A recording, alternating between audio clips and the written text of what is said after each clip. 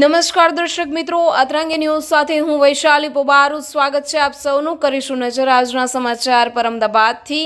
અમદાવાદમાં new SG road અને can city new Gota society association પ્રમુખ શ્રી ડોક્ટર હિતેશ રાણા ઉર્ફે ઠક્કર દ્વારા પહેલગામ આતંકી હુમલાના પીડિતો માટે કેન્ડલ માર્ચ યોજવામાં આવી હતી। કાશ્મીરના પહેલગામમાં મંગળવારના હૃદયદ્રાવક આતંકવાદી હુમલામાં નિર્દોષ લોકોના મોત પર અમે ઊંડો શોક વ્યક્ત કરીએ છીએ। જીવ ગુમાવનાર બહાદુર આત્માઓને સન્માન આપવા માટે અમે આ કેન્ડલ માર્ચ યોજી હતી।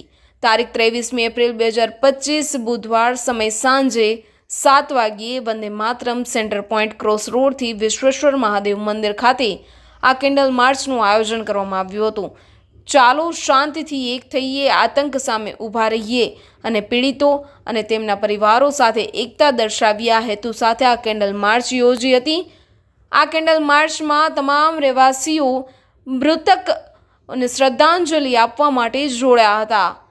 Bureau report, અતરંગી news, Ahmedabad.